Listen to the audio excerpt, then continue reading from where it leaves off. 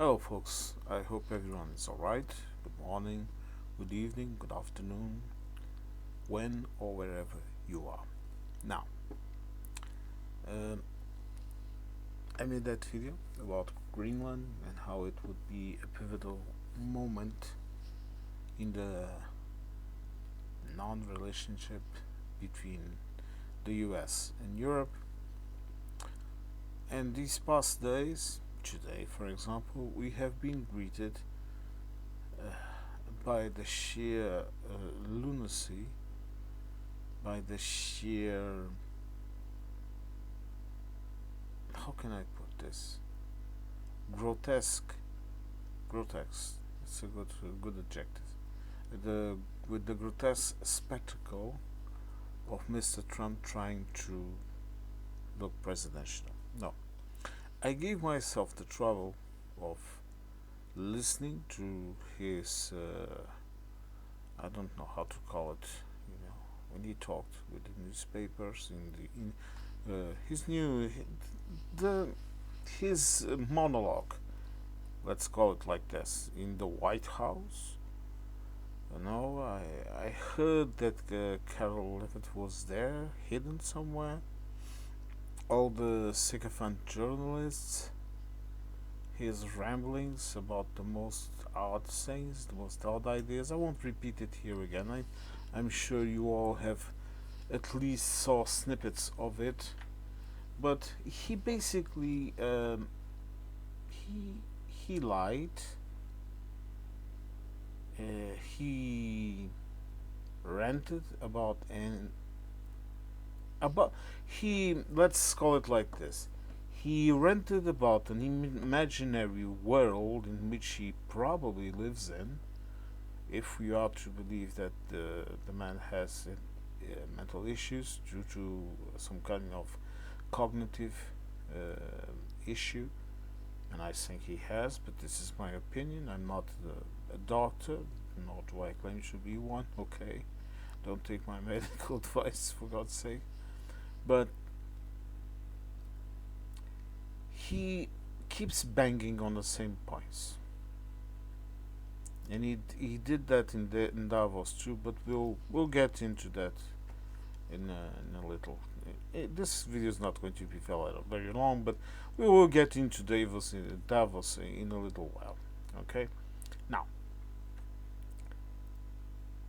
he went on and on about Obama, because I think he still has some kind of issue because the black man got a Nobel Peace Prize and he didn't.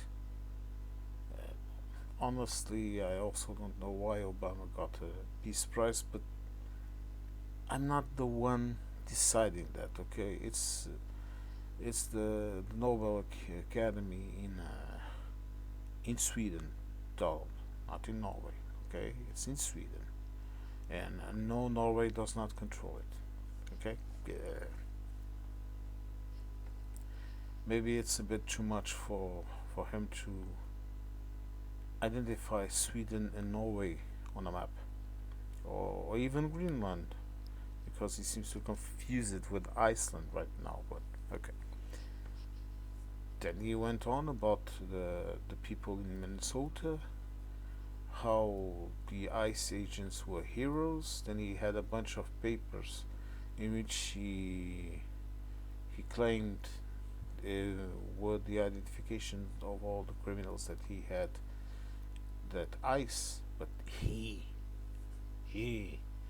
had arrested, how Venezuela had dumped all the mentally ill people into the United States, how a lot of countries had sent their worst criminals into the United States. And I think to myself, listen, Donald, if I may call you Donald, your country already has a very high rate of murderers, of rapists, of pedophiles, of general criminals. Okay,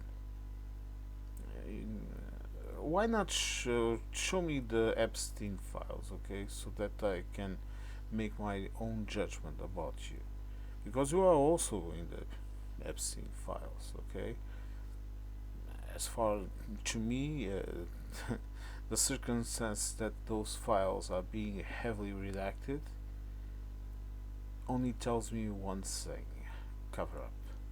And if you are covering up for them, then you are the same, even if you're not there, which I seriously doubted, because we have had testimonies, we have had a lot of things. Okay, a lot of things that the American people does not even see, because right now the United States has about 90% of mouthpieces and a couple of brave voices still trying to give the real news. Okay, even in that American weird way of showing the news, like it's like it's, I don't understand. Okay, but let's carry on. Okay, but then he showed all of that, and he called the ICE agents heroes. That he said that a lot of them were Hispanic, and then he often goes off in this rant. Look, it's like listening to someone in a stand-up comedy act that is not very funny. But it's about the same thing. Okay, it reminds me of that guy, those guys from Whose Line Is Anyway. I like to watch that. Okay, I saw it here in Portugal in English.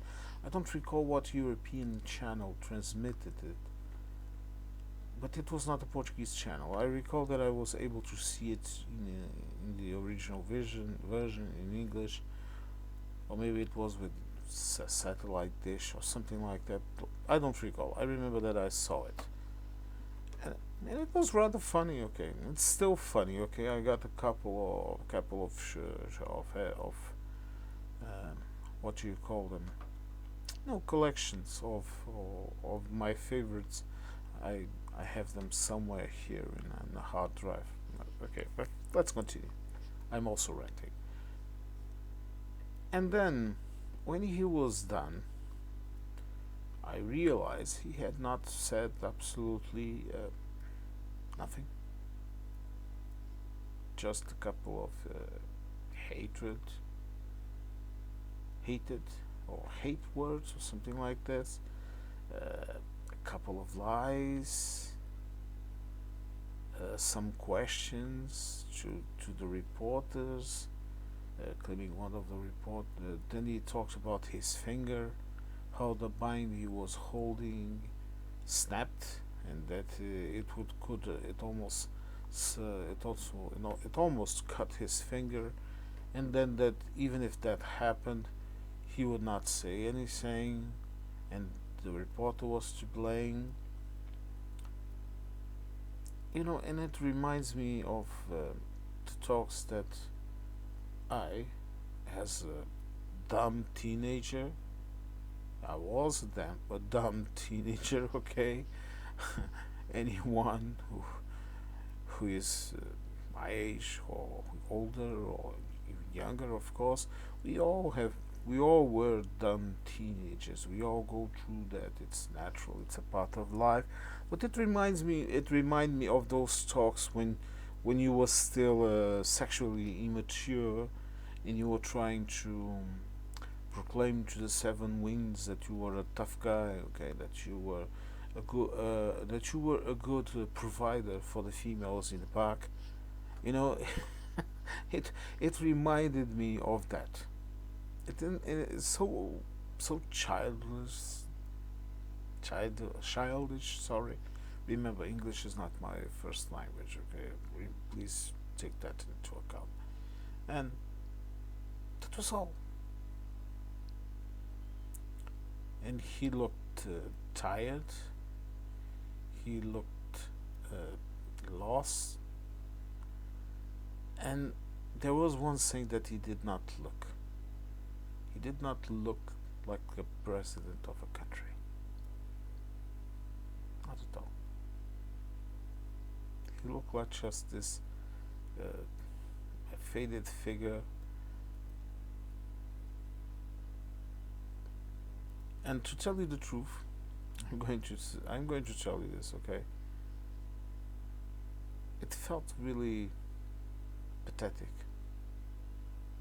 I didn't feel sad for the man, no, because people that do and did what he does and what he did, they don't deserve our sympathy. Okay, I don't have any kind of Schadenfreude. No, I don't relish in anyone's predicaments. Okay, I don't enjoy watching people suffer, even if they are bastards, because I think it's. Look, maybe it's because I learned martial arts when I was a kid, and a part of that was also a bit of Buddhism and Zen Buddhism. And what they say is that when someone gets hurt, for example, all the world gets hurt because we are all a part of the same. Okay, and also that part of our thoughts make our world and all of that.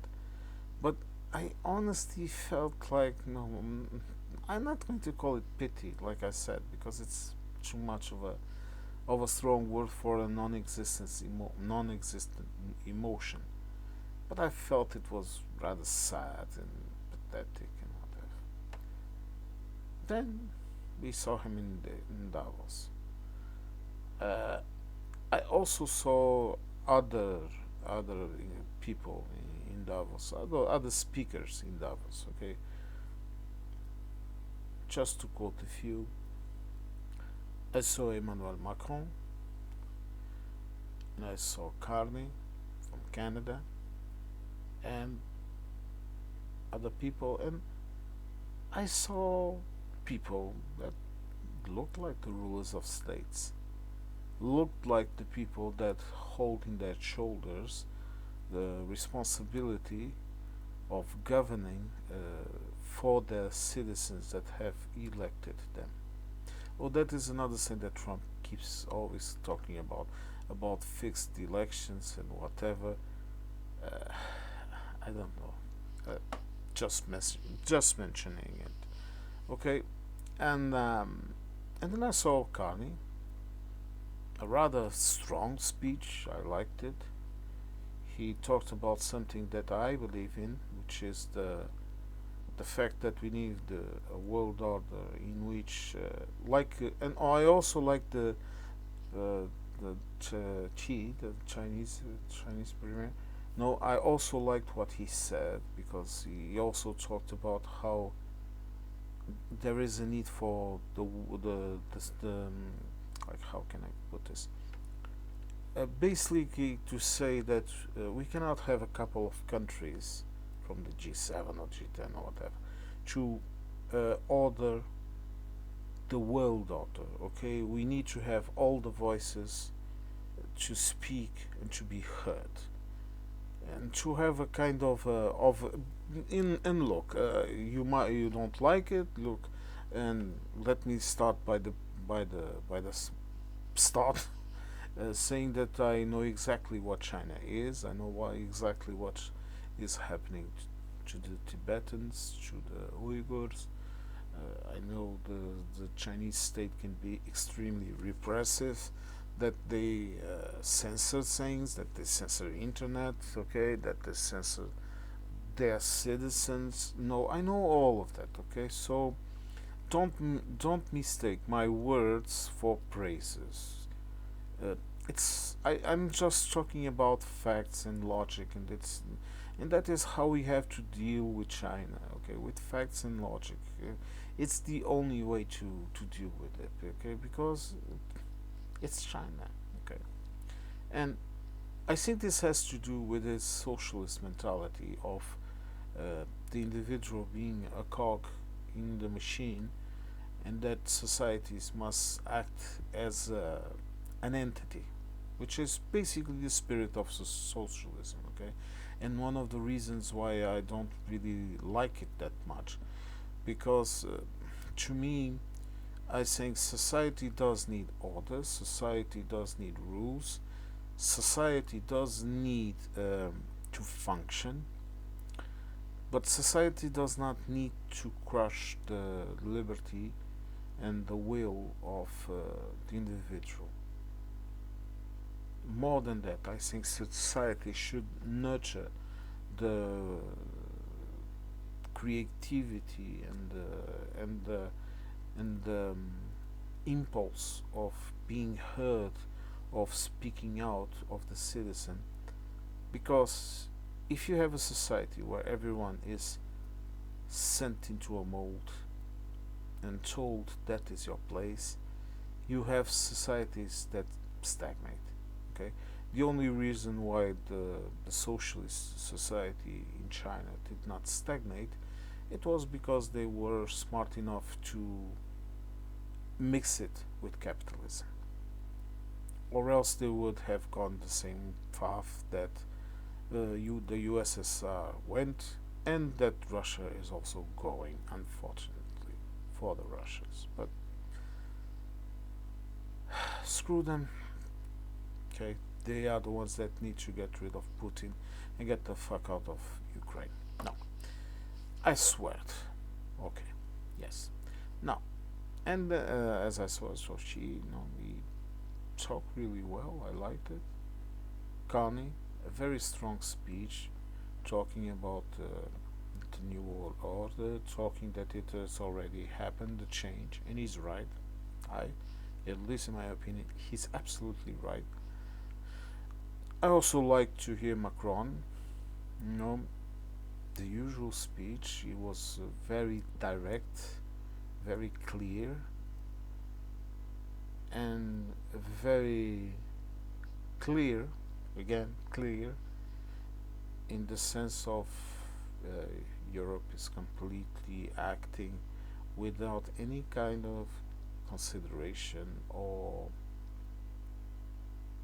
alliance with the United States, like Canada.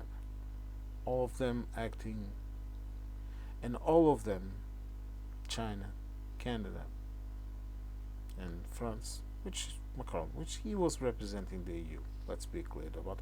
I also heard the speech by Ursula von der Leyen. Also liked it, but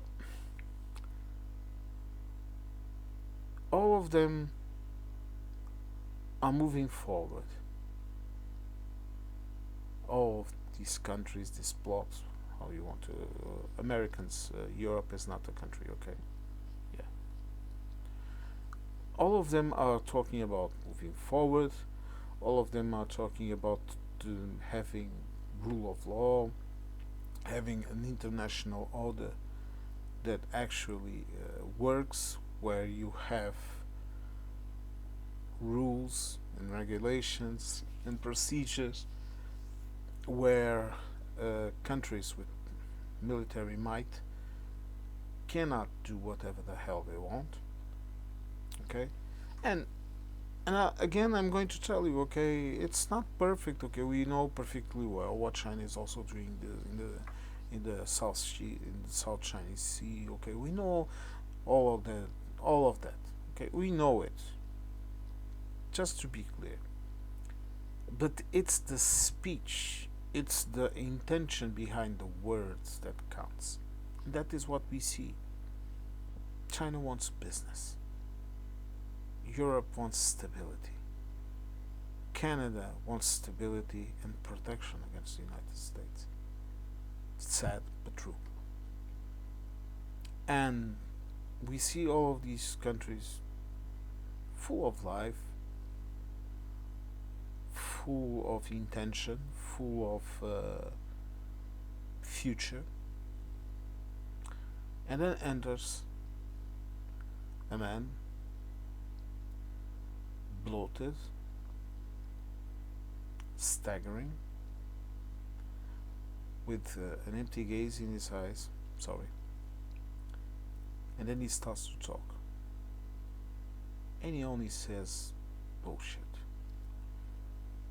The only thing that he probably talked about, and afterwards also, that was minimally good for the Americans, was that he is probably not going to invade Greenland. He confused Greenland with Iceland. He talked about the most odd shit. he continues to talk. He continues to say that Norway controls the Nobel Prize. God knows why. That is something that really confuses me. Okay, because even though I'm a South European, okay, I'm born and bred in Portugal. Like I have said often in the channel, I have other bloodlines, but look, let's make no mistake about it. Okay, I'm born and bred in Portugal. That is what I am, and even I know the difference between distant between the Nordic states. Okay, I also know the similarities. I know all of that, but they are different. Okay, even in terms of character and the way that they behave in public, they have all things that are similar, but they have other things that are completely different. Okay, uh, the Finns, the Swedes, the Norwegian, the Danes. Okay, all of them, they are different. Okay, even the Icelandic people are different also, and also the Greenland and people from Greenland. Okay, some of them are also Nordic Danes or mixed with natives, whatever, and natives. Okay, the Sami. Okay, they're also different. All of these people are different, and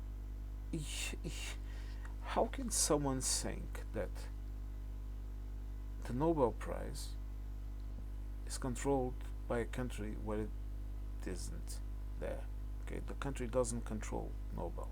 There isn't there in the sense of what I'm trying to tell you. Okay, they don't control the Nobel Prize. Okay, the Nobel Prize has a committee, has uh, their own mechanisms, and I don't think he is able to understand that countries can have independent institutions that are not. Look, that I don't. I think he doesn't understand that the Nobel Prize is not the same as the Kennedy Center that he has just renamed. Oh, another part of his rant when he was talking. I don't think it was in Davos. It was still in the United States. Well, he was talking about the Gulf of Mexico again. I think he's still, yeah, he probably still convinced that it's called the Gulf of of America, even though the rest of the world calls it, of course, the Gulf of Mexico, because Mexico was already there before the United States was even an idea in someone's head. And there we go. Sad old man talking lunacy, making himself and his country the mockery of the entire world,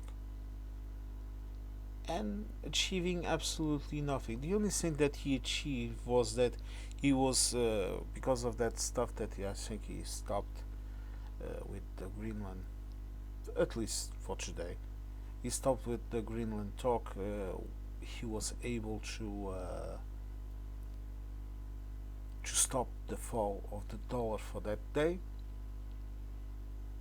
But no, it's inevitable. The downfall is coming, change is going to come. There's going to be issues for everyone around the world, but it's natural, it's the nature of things, and we have to accept it and we have to deal with it. But and then you have people like Gavin Newsom, okay, trying to say to European leaders, grow a spine and that, and talking shit, okay, and you look at inside of the United States and you realize that 90% of 90 or 99% of the Democrats, they don't know they don't know what the hell is happening in Europe. They don't know how European institutions work. They don't know nothing. Okay, they still are living in that world and that world of the United States, it's dead. Okay, it won't. Look, I'm not saying there's going to be some kind of downfall immediately in this and that, but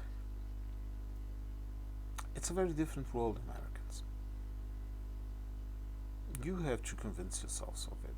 Okay, we have to convince ourselves of it. Okay, it's a very different world, and you. It would be easier if you would just admit it and carry on. Okay, get rid of Grandpa Simpson, mix in with Cartman. That is the idea I have of him. Get rid of him. Okay, uh, try to end the violence inside of your country. It's ridiculous. It's brutal. Okay, and just evolve. Well, I'm going to have to end the video. My little kitty, she's already here. She wants some cuddles. It's getting close to CP time, and I better go rest a bit because during the week I work all day, and well, everyone gets tired, and me also. Folks, I hope to catch you all in the next one. This was just a small private talk between us, okay? Just a little video, just my reflections of the day. So, I hope to catch you all in the next one. I hope that if you are in America, that you are safe, you and yours. And thank you for listening.